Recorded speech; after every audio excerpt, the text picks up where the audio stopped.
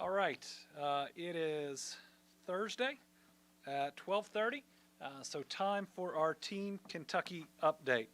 Today, we're going to be talking about jobs.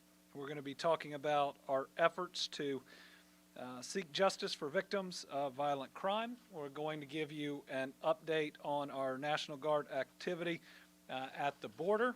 We're going to talk COVID. Number of different pieces there and recognize a few great Kentuckians that are out there doing great things. But let's start in how we've started the last several weeks, talking about the excitement in Kentucky's economy, where we are seeing new project after new project. Today, I'd like to highlight the opening of a new facility in Caldwell County that was announced just over a year ago. Just a little bit later today, Lieutenant Governor Coleman will be joining officials with Porter Road Butcher Meat Company in Princeton, Kentucky, to celebrate the opening of its new USDA-approved meat processing facility. The company is creating 83 jobs for residents in West Kentucky, and I'm happy to say a number of these positions have already been filled since the initial announcement. Moving from a 7,000 square foot facility to a 28,000 square foot operation will greatly boost Porter Road's ability to grow and continue to create jobs for families in and around Caldwell County. Earlier this year, the company received $10 million through Series A fundraising, and leaders at Porter Road expect to inject about $12 million into the local agricultural community over the next year. This is clearly going to do big things, and this is just the most recent of a number of great announcements in Western Kentucky. It is a string that we know is going to continue. In fact, 2 weeks from now, I think we're going to have a week that knocks everybody's socks off, and followed by a week after that that does even more. So in 2021 alone, we're just 6.5 months in, we've announced plans to create more than 4,000 new full-time jobs for Kentuckians. A few recent examples just in the last couple of months. Fruhoff, a semi-trailer manufacturer, is locating in Bowling Green with a $12 million investment, creating 288 jobs. Kruger Packaging, that's a Canada-based corrugated box manufacturer. I think this is their first U.S. facility, is locating in E-Town with a $114.2 million investment, creating more than 150 jobs. Velan North America, a producer of copper and copper alloy products, is locating its headquarters in Louisville, creating 75 jobs, and locating a recycling facility in Shelby County with a $100 million investment, creating 75 jobs. Firestone Industrial Products in Whitley County in eastern Kentucky, creating 250 jobs related to the electric vehicle market. Ahlstrom Munksjö is a Finland-based manufacturer of glass fiber-based materials, locating in Madisonville. Another Western Kentucky announcement, $70 million investment, 51 jobs. Kentuckiana Curb Company, a manufacturer of commercial HVAC products, has a new facility in Simpsonville, $60 million investment, 700 jobs.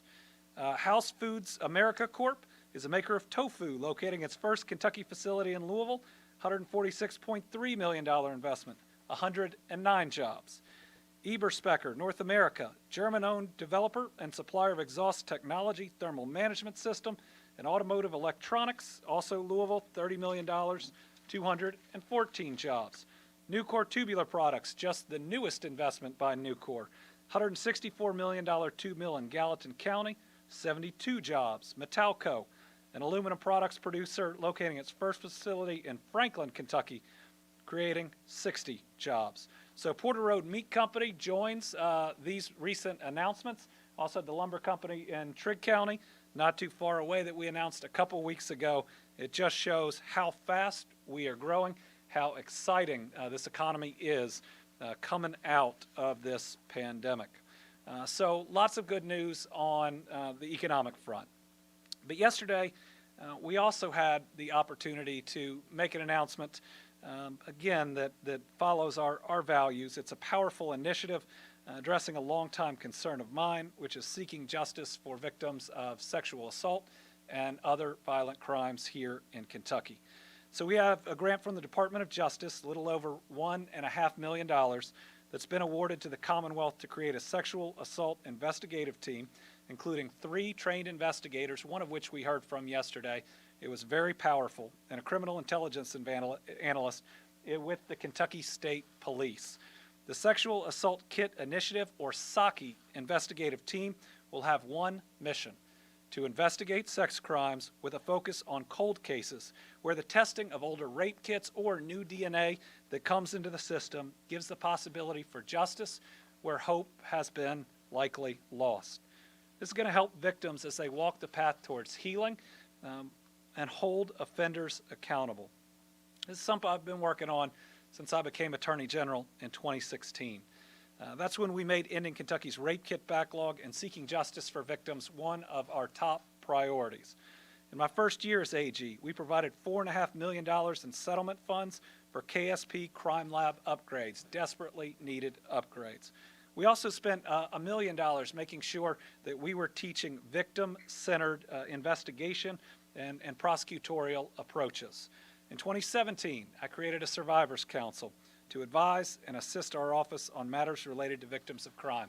Incredibly important, given that most of us can't put ourselves in these people's shoes, to have them advising us, helping us lead the way.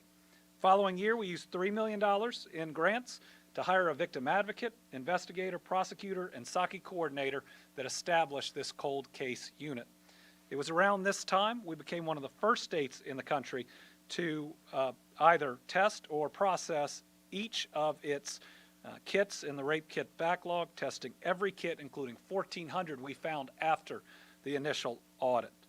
But knowing testing is only one step in securing justice, in 2019 we expanded the cold case unit, and we announced yesterday that investigative arm will be moving over to the Kentucky State Police, with the prosecutorial arm staying in the Attorney General's office. Just in the couple years that we had this up and running in the AG's office, we had 10 statewide indictments linked to the backlog. We indicted at least 2 men, Thaddeus Artis of Elizabethtown and Jason Todd Langston of Louisville, who are accused of being serial sexual assault offenders. One of these individuals, when that indictment came down, I learned had been serving a sentence for someone I knew, an assault on someone I knew who showed up that day. It shows how endemic sexual violence is here in Kentucky and how important it is that we continue to seek justice no matter how old a case is. So I'm thrilled to announce the KSP SAKI investigative team is joining Team Kentucky. This is them along with the Commissioner and Secretary Noble. They're going to do good work. They know that they have my full backing and that we're also watching and expecting results, as are each and every one of those victims. All right, today I also want to make Kentuckians aware that I've received notice from the U.S. Department of Defense and Homeland Security and the National Guard Bureau that Kentucky will be sending approximately 220 Kentucky National Guard soldiers to support the Southwest Border Mission in late 2021. Kentuckians in uniform have always stepped up to serve and secure our nation, and this mission is no different. These Kentucky National Guard soldiers will be deployed on Federal 10 status and will provide operational and logistic support. What that means is it's a direct request from the federal government, from the Department of Justice, from Homeland Security. This is not a request made by several governors that are out there without the backing of the federal government. What it means is we will have a clear chain of command. We will have clear missions that come down through the military, and our Guards men and women will have the authority that is necessary and also the legal protections that the request by several other governors would not have, nor would those sent to the border. The Kentucky National Guard soldiers will join the estimated 3,000 Guard personnel requested from other states to support the mission.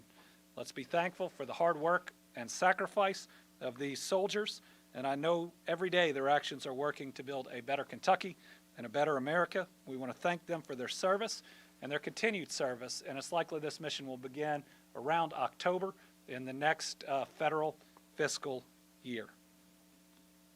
All right, with that, let's move to a couple of COVID-related pieces of news, and we're going to have Dr. Stack address us in just a second. But let's start with our Shot at a Million sweepstakes. So last week we announced our first Shot at a Million sweepstakes winner, and the first 5 winners for a full ride to higher education here in Kentucky. I guess it's one of the best days I've had since I became governor. We got to make a real difference in 6 people's lives, and you could see it on their faces, and each of their stories was just a little bit different. But each and every one of them were rewarded for just doing the right thing, the smart thing, protecting themselves, their families, and their communities. And there are now still 2 more opportunities to win. And this is just us getting started. Our first $1 million winner, Patricia Short, had a very simple message for her fellow Kentuckians. Get vaccinated. Register. You can win too. And our youth winners, what a great group of inspiring young Kentuckians that came from all over the state. Jalen Crudup from Elizabethtown. I was so proud of him. He was so nervous of that microphone. He stepped up. He knocked it out of the park. Crystal Frost from Crestwood. One of my favorite calls I made that very first day. She was working her job, and her mom had called and said, "Why don't you take 3 minutes off?" And I think she was in a back room getting that call. This is it. Tyler Henson from Mount Sterling. When I called Tyler, it was his birthday, and it was the first call I made. On his birthday, he won a free higher education. Addison Sullinger from Princeton, talking about her pediatrician giving the advice, trusted advisors. And then Alex Vonderhauer from Louisville, one of our 2 younger winners who, again, stepped up with no trepidation to that microphone. Proud of him. I can't wait to see what these young people do, what they accomplish. And I know Kentucky can't wait either. Remember, we have 2 more drawings. The next one is just 3 weeks away. If you already registered for the first drawing, you're in. You don't need to do anything else, but people can still register if you've been vaccinated, or better, go get vaccinated and sign up right now. I remember Patricia Short said, "This doesn't happen," and her husband said it does in Kentucky. So please, get your shot at a million. Any Kentuckian 18 or older who's received at least their first dose of Pfizer or Moderna or the one-shot J&J vaccine can register. And if you've registered for the first drawing and didn't win, so everybody but Patricia is still in for the next 2 drawings. If you're 12 to 17, and again, you've gotten at least your first shot of hope, you can still sign up or stay signed up to win 10 remaining scholarships. So far, 660,721 660-721 Kentuckians have signed up for the Shot at a Million. Almost a quarter of those, 177,846, have signed up just in the last week. In other words, since we announced the first set of winners. 36,800 young Kentuckians have entered to win a full scholarship. It's been about 5,000 new entries since our last drawing. We saw what a difference this is going to make in these young folks and their families, so please, come on parents, sign up, get your kids vaccinated. On a personal note, a little bit later today, I'm taking my son, Will, 12 years old, to get his second shot. I've said over and over because it's at the core of who I am. I love my wife and my 2 kids more than life itself. I'd give my life for them any day, within a nanosecond. I trust these vaccines. That's why we're going to be with Will this afternoon when he gets his second shot, which is incredibly important, especially with the Delta variant, to get both shots. Just this week, since we announced our winners on Friday, we've had more than 15,000 new people get vaccinated. That's a better week than we've seen in many weeks in the last 6 to 8 weeks.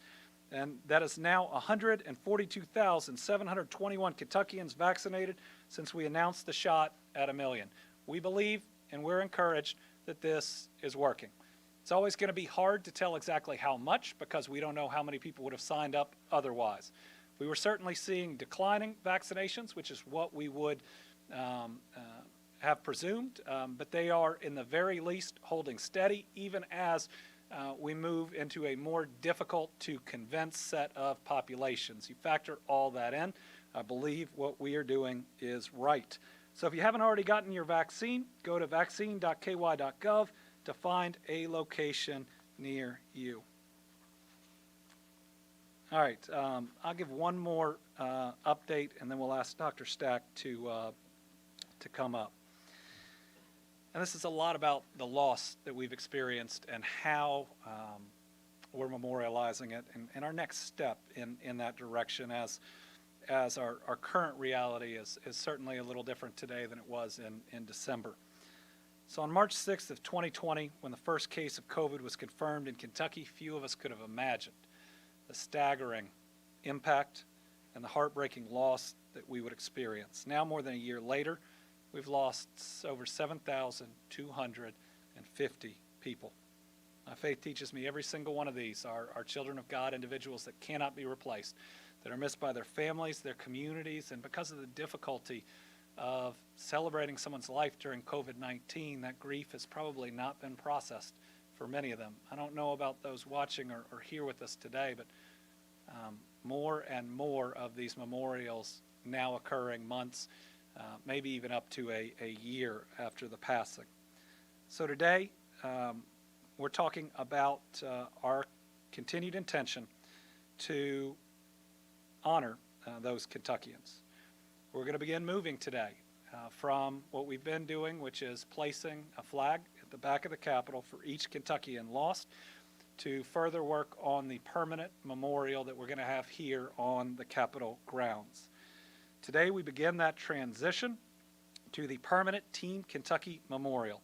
After announcing the memorial plan in March of this year, more than 80 artists from across the country sent in their qualifications and a statement of interest. From that group, a panel of experts drawn from both state government and local arts organizations recommended 11 finalists, 6 of which are either Kentucky artists or have strong ties to Kentucky. The finalists were notified this week, and now they'll begin to submit in-depth proposals for their vision. One artist will be awarded a commission to create a permanent memorial to honor those lost and the sacrifices made by our people, our communal experience in dealing with the pain and the difficulty, but also the heroism of so many out there. As we select the final design, it's important that we hear from Kentuckians most impacted by COVID-19. I will be establishing a Team Kentucky COVID-19 Memorial Community Advisory Panel, which is going to include family members of loved ones of those that were lost, as well as healthcare heroes, first responders, and COVID-19 survivors. This panel will provide input on the design proposals, ensuring a memorial is created that properly honors the loss, the sacrifice, but also the amazing actions of so many Kentuckians. For those interested in learning more or applying to be on the panel, please visit tah.ky.gov. And as we're making this transition, also starting today through next Thursday, Kentuckians who wish to have a flag from the current memorial in the back of the Capitol can come collect one from the Capitol grounds. All flags will be removed next Friday, July 16th, but if a family member or loved one would like a flag but is unable to collect it, please contact our constituent services, and we'll be sending those flags to any family that lost someone that would like to have that as just one small way to remember them. I know that this has been a deeply meaningful temporary memorial. It's been one where I remember the first planning and thinking how many flags there were, and it now stretches the entire back of the Capitol. It's reminded us each day during the most difficult times of this fight that what we're fighting for is very real. It's the lives of the people around us. This permanent memorial, we're going to work hard to make sure is one that properly recognizes this period that we've been through. And to everybody who has lost a loved one who wants one of those flags, we want to make sure that you get it. All right, with that, I'm going to ask Dr. Stack to come up here, give us an additional update on where we are with COVID. Then we'll recognize a few Team Kentucky All-Stars and take questions. Thank you, Governor. Good afternoon, everyone. If you could put up my slides, please, James. We'll do 6 slides and hopefully about 5 minutes or less, and do a little public health science today. So we have over 2.2 million Kentuckians who have been vaccinated with at least 1 dose of vaccine so far in Kentucky. State data is actually 2.21 million, and the federal data is 2.22 million. So it's somewhere in that range, and that's a wonderful success, but we need to do more. If we can show the next slide, please. This is from the federal website. For those of you who are interested in data, CDC COVID Tracker has really grown and become much more robust over this journey. We're not going to go into all the details. The point I want to make, though, is the gray or the darker colors on each of these show the number of cases of COVID. The blue shows the percent of people vaccinated, and it's broken down by age ranges. And what you see for all of these is that as the vaccination rate increases, the rate of disease has gone down. And you see it, interestingly, in some of the populations, like in the top right, the 16 to 17-year-olds, it was relatively stable until the percent vaccinated reached a certain amount, and then it started to go down. So vaccines work. This is a whole run of data from December 4th to present. That's on December 14th, rather, 2020 to July 2nd on the federal website. I'm going to show you Kentucky-specific data on the next slide, James, please. These bars show the difference in cases between vaccinated and unvaccinated. We have March, April, May, and June as separate months. There's two themes I want to draw out from this. First of all, the relative risk reduction. If you get vaccinated, your risk of getting COVID is profoundly lower than if you are unvaccinated. So that's the difference in the height between the gray bars on the left and the blue bars on the right. So for every one of these months, the risk is reduced by as much as 4 to 8-fold if you are vaccinated versus being unvaccinated. So getting vaccinated makes you much safer than someone who is unvaccinated. It does a second thing, though, and this is the height of all the bars. You can see that they've all gotten shorter from the left to the right. The more of us who get vaccinated, the fewer bodies are out there for the virus to multiply in, and the overall burden of disease goes down. So there's two things we have to do: protect ourselves and protect others, which includes our loved ones, our family, our friends, our communities. And the way we protect all of us is for all of us to get vaccinated. If you look globally, low single-digit percentage of people are vaccinated. Less than 5% of the global population is vaccinated. None of us are safe until all of us are safe. We have to stop allowing so many opportunities for the virus to multiply and propagate because, James, if you could show the next slide, you'll recognize our purple stair-stepper slide. And I said at the June 10th or 11th press conference, rather, that this one I could probably tell a million stories off of from our journey for the COVID pandemic, but the part we're going to focus on is the far right. We had 8 consecutive weeks of decreasing cases in Kentucky. It was interrupted last week by an increase. And so though the bars are much smaller than they have been during the winter, the most recent week, last week, had an increase, less than 100 new cases more than the week before. The positivity rate is also going up. It's increased over more than 1 percentage point over the last 8 or 9 days. I think those are real increases. I think the positivity rate's going up and the cases are going up. Now the real question will be, will the vaccines help to keep those at lower levels, and will it keep the hospitals and the ICUs from getting filled up, and will it keep people safe and protected from serious permanent harm and or death? And so all the evidence we have so far shows that these vaccines are wildly protective and very helpful. They're not perfect, though. So if we could show the next slide, James. The media is replete with stories of the Delta variant. This is real-time, actively evolving, real-world science. I want to show you how quickly things can change and why it's really important that people do not get complacent. You can't take this virus casually. And like the governor has said before, the immediate crisis has passed, but the pandemic has not. We are still in the midst of a once-in-a-century global pandemic. This is from the CDC COVID website. They have a tab for genomic surveillance. This shows the sequencing across the country and what percentage of the variants, what percentage each variant comprises of the total samples tested. I want you to see the orange one, the one that's getting alarmingly big on the far right. In the span of 8 weeks, Delta variant has gone from 3.1% to 10% to 20%, to 30%, and so now they project it that the next 2-week cutoff will be 51%. So just to get that right, Let's use 3%, 10%, 30%. That's a tripling every 2 weeks, just to make that real simple. And then 51% is projected for the next timestamp, which will be the period concluding July 22nd. Remember, there's a multi-week delay in this. Our numbers are increasing and will increase for the Delta variant in Kentucky. We update that once a week. I don't have the new update numbers for you, but it will increase. So just prepare yourselves for that. It's going to increase. 26? Yeah, so the number of Delta variants is 26. As a percent of the total, it's going up too. So for our total variant sampled.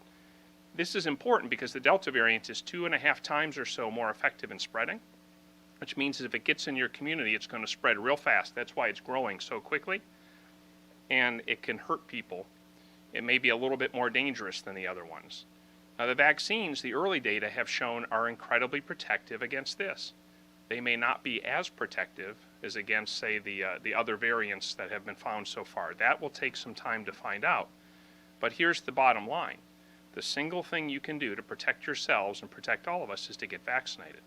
And we still got about 35 to 40% of the population who we really need to go out and get yourselves safe with vaccination and help keep others safe.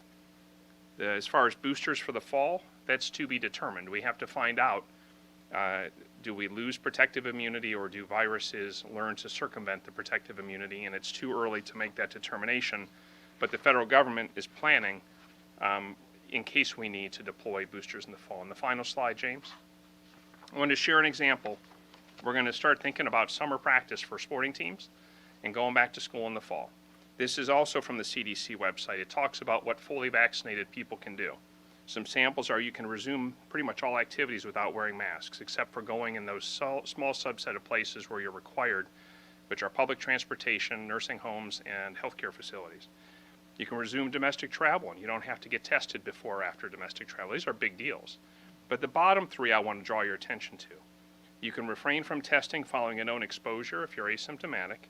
You can refrain from quarantine following a known exposure if you're asymptomatic, and you can refrain from routine testing in most circumstances. If you have a football team with 50 people on it, think about a high school varsity football team. If 20% are vaccinated and 80% are not, let's use two different scenarios. Let's say 20 of the kids get exposed to a positive case on the team. That means you're going to have to quarantine 16 of those people. Your team just went from 50 people to 34 people.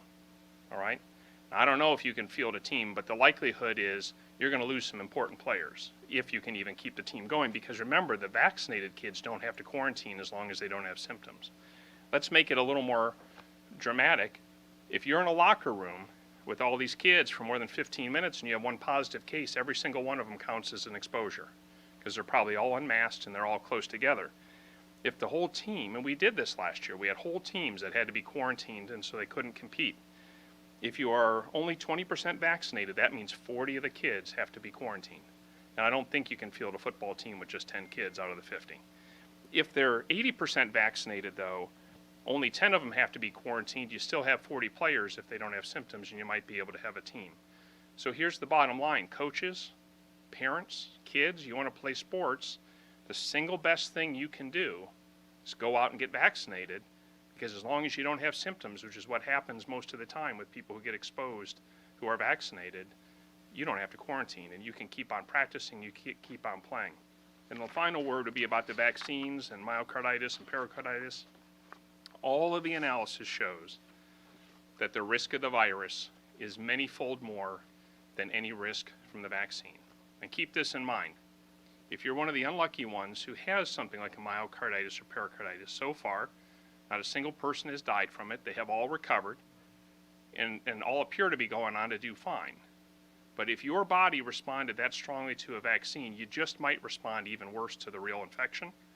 And so, hands down, I had my kid vaccinated, and I recommend all parents go ahead and get your child vaccinated if they're 12 and up.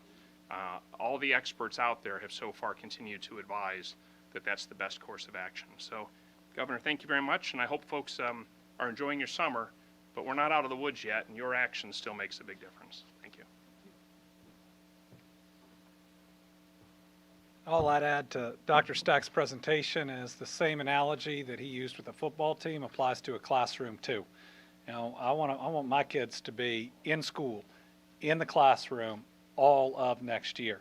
Now, how much of a class would have to quarantine versus to be able to be in the classroom depends on the levels of vaccination. So parents, if you want to make sure that your kids get that full year of in-person instruction and don't have to have 2 weeks here and 2 weeks there in quarantine, and the schools to also have to go through that as well, please make sure that you get your children, if they qualify, vaccinated before the beginning of the year. All right, so last thing we're going to do, which I forgot one of the weeks already, is to celebrate some of the All-Stars on Team Kentucky, people who represent the best of this Commonwealth. First, I want to recognize Hodgenville Police Chief James Richardson. James has introduced the idea of placing autism awareness stickers for residents in Hodgenville who have autistic family members in their home. This response to the project, the response has been incredible, and it really shows what can happen when you connect the special needs community and law enforcement officials, and it's been a great way to raise awareness for autism and for Kentuckians with autism. Also, I want to celebrate Madison Lilly.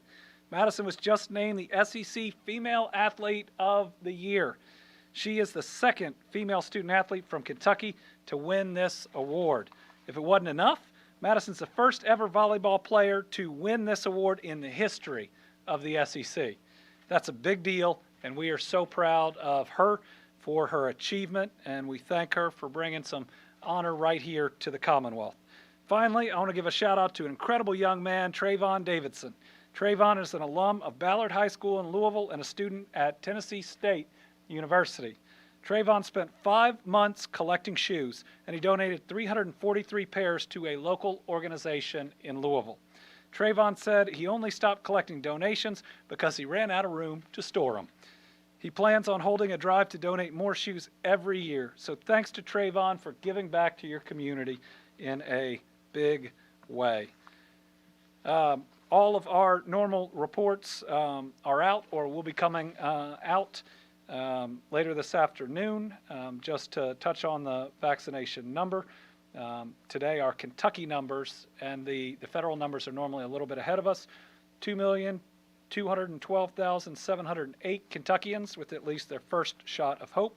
83% of Kentuckians 65 years and older. The federal website, I think, has 86% of that group vaccinated, moving in the right direction. We all want to go a little bit faster. So with that, we'll open it up to questions. We'll go through those that signed up and get everybody else. We'll make sure we get everybody in. Let's start with Stu Johnson. Thank you, Governor. What percentage of deaths to this point have been Delta-related, the Delta variant? And I guess I'll add on to that, with your 2.2 million people that have been vaccinated thus far, how concerning is it with the Delta variant out there that it's not higher?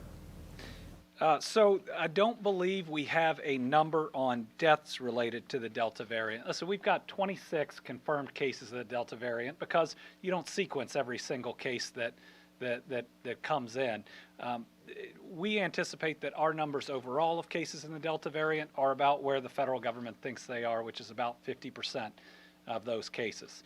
Now it is more aggressive. It appears to be to cause serious illness at a higher rate, certainly for certain age groups. But remember, we see it at hitting people from different age groups because older people are vaccinated, right? And so that moves it a little bit. But you would think that the death number would be at the case number or more, it being more virulent than the others. But I don't think we have a specific number, do we? Right. Well, I want everybody to be vaccinated. I want to move through all of this, but we've got a lot of good news in our vaccination numbers, while at the same time we're not satisfied with them. 83 to 86% of Kentuckians 65 and older being vaccinated, I'm thrilled with. Again, I want it to be 99 or 100%, but these are still the most vulnerable, even for the Delta variant. Total population, there was a while where we were wondering when we cross 50% of all Kentuckians. We are there. We don't see our vaccination numbers, even though we're reaching harder to convince populations, trailing off more and more and more and more, which we were seeing for a while, so holding steady.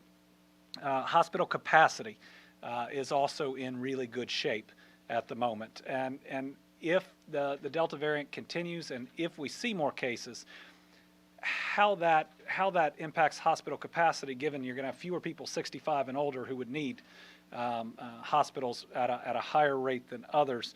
And then the overall number of people vaccinated lessening those who are most at risk.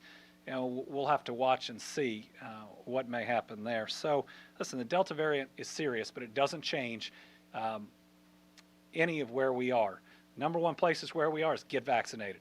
It protects you. It protects you from what we were dealing with before, 88% effective according to the CDC against the Delta variant. That's pretty darn good for any vaccine. If you won't get vaccinated, wear a mask when you're around other people. It's a smart thing to do. Sarah Ladd, Courier-Journal.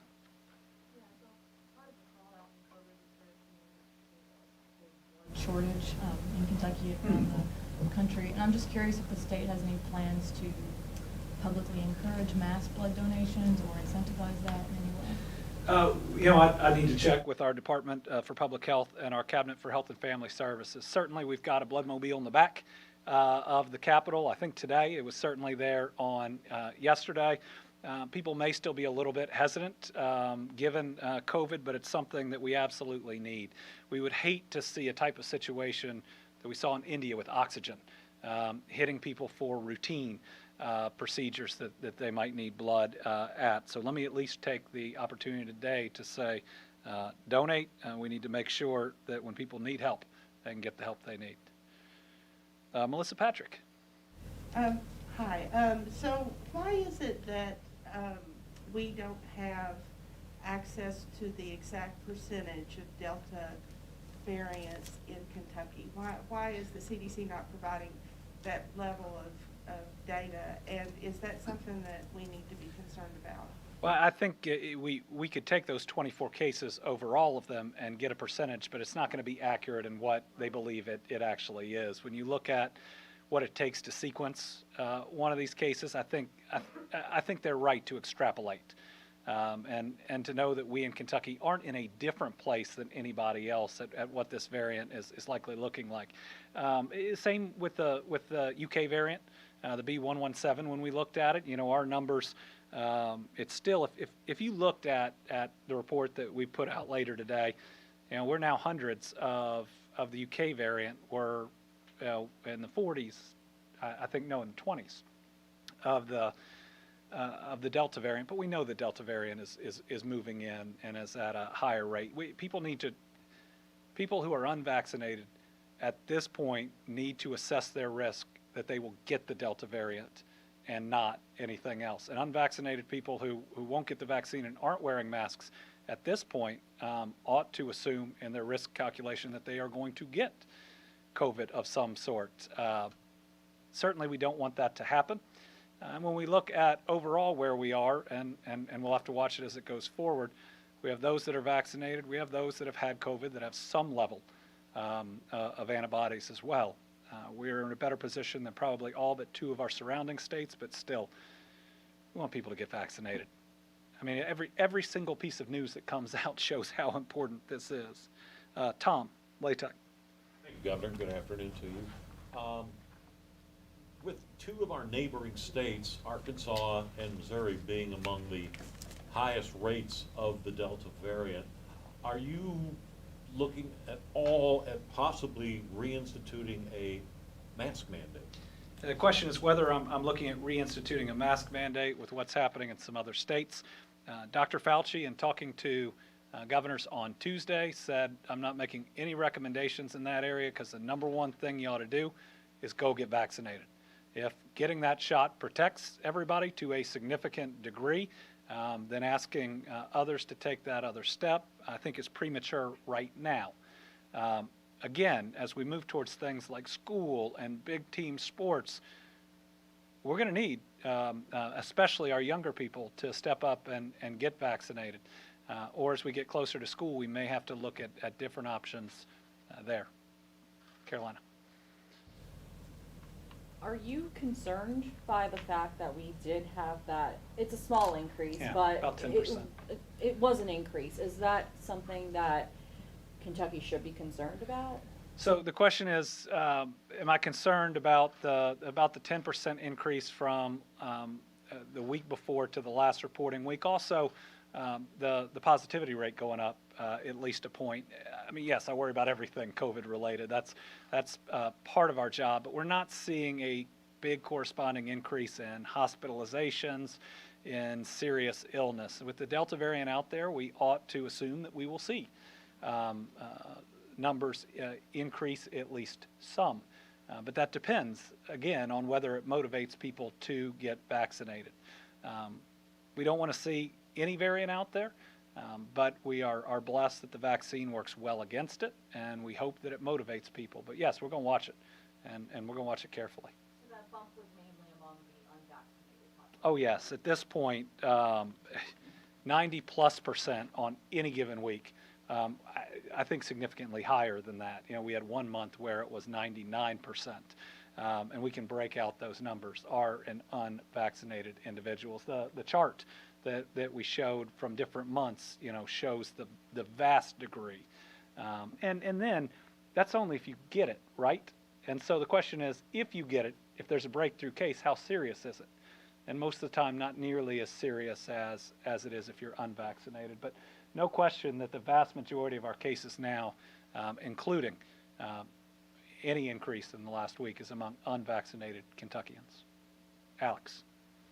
I guess why aren't you at least considering right now changing the guidance on wearing a mask even indoors? Knowing, because so much of, I feel like, what you have issued over the last year has been preemptive to sort of ward off the threat. Obviously, if you're vaccinated, it's the safest way to protect against the virus, but knowing that the potential is there for another surge, why not go ahead and ask people to wear masks indoors? What's the sort of main thing? Well, I think the potential for a surge is very different now than it was in the past. Certainly in the very beginning, in March of 2020, we didn't know how to treat it. We didn't have good testing for it. It was incredibly deadly at that time. We didn't fully know how it spread.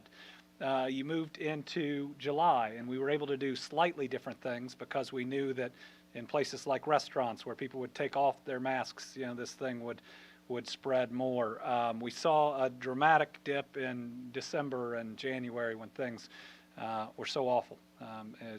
Toughest couple months certainly of my life, and I know of everybody else's with the loss that we had, what vaccinations can do. So I'd say a couple of different things. Number one, the level of protection our most vulnerable have is significantly more now. 83 to 86% of 65 and up Kentuckians already being vaccinated suggests the overall potential loss of life is significantly less.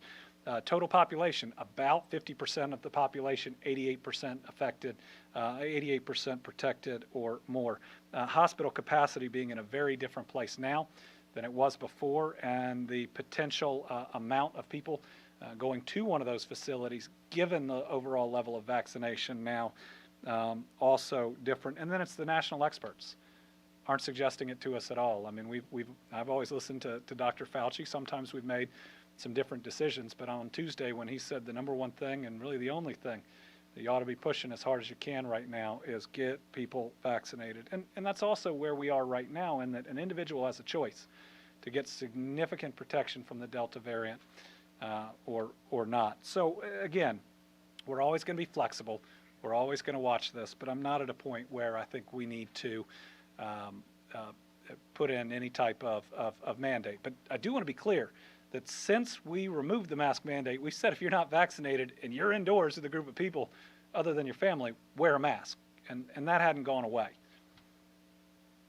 Anybody else? Tom? Yeah. On a totally different subject, this has to do with your National Guard information. You probably can't identify the units yet, but can you tell us what type of National Guard units will be deployed to the border?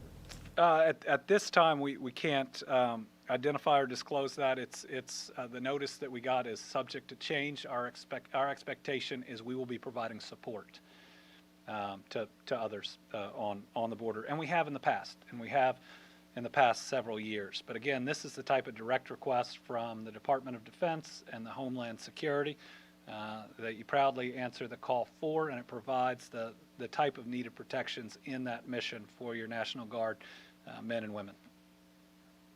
What's the latest with the Sunrise contract? I believe that the Commonwealth's position is still, we removed the language you asked for. You said that that contract would protect your rights. Here it is. And I think Sunrise is still asking for new things to be written in. So again, if the contract protected the rights that Sunrise believes needed to be protected with that language omitted, it's now omitted. If this is really about the kids, it's time to sign the contract and move on.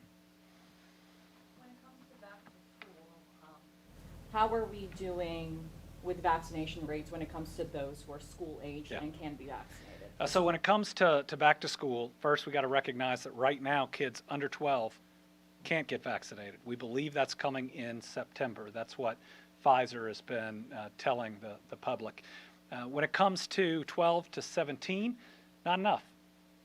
Not enough, and we need more. So what we're doing is we're trying to plan with superintendents of each school district back to school vaccination clinics and scaling them out, with Pfizer 5 weeks out, so that you could have both shots in the 2 weeks on top, Moderna 6 weeks out, so you could get to that full immunity. We think that going back to that setting, and if parents know the difference in what's required in quarantine or not quarantine, because it may impact the parents too, and their ability to go to work, then hopefully it'll provide an additional impetus to get people vaccinated. But I was asked a question the other day of what can you say to folks that haven't been vaccinated? You have to get them vaccinated. And if I knew that, I'd say it. I'd say it 8, 9, 10 times a day, a minute, an hour. But we keep pushing, and we keep getting more people signed up. And at this point, it's a grind, right? But we're willing to do that work. If it's 1,000, 3,000, 5,000 people a day, we just push through it. But certainly, as we go back to school, we're going to need to see those numbers increase. And if we don't, I think you'll see some examples in Kentucky where you might see schools having to, if there is a critically low percentage of people vaccinated, you may see entire schools that have to shut down for 2 weeks and go virtual. And none of us want that. And are you having good response from the superintendents with the partnerships to get these clinics to? Yes. Are they taking you up on the offer? Yes, and it's working through local health departments too. Some of them go ahead and do it with our hospital systems, but right now, yes, we are seeing. I don't know that we have a superintendent that doesn't want more of their kids vaccinated. They've seen the impact and working well with us. Certainly here in Frankfort, because I get the emails as a parent too, they're combining them with the physicals that kids have to get for certain things. So come in, get your physical that you need for school, get your vaccine as well. Amount of the proposed memorial, and where is it going to be located on? Is it going to be located Yes. here on the site, or is that something the panel will decide? So it's going to be located on the site because we actually have a memorial park here on the Capitol. If you know where the Gold Star Family Monument is that we put in, if you're looking at the Capitol, it's on the right. It'll be some area, some part of that grassy area that is right there. We think overall the memorial will come in somewhere between $200,000 and $300,000, all of which will be achieved through private donations. But want to make sure when it comes to the ultimate design and construction that we hear, especially from those, we're all going to have an emotional reaction looking at and being around a memorial like this. It's a shared experience of pain, but also of triumph, of despair and hope, of so many different emotions that we've all felt so viscerally. We want to make sure those that feel those even more than many of us, have a direct say in how it's going to look, to make sure it memorializes those that are lost and it honors those that sacrifice so much. All right. Thank you all very much.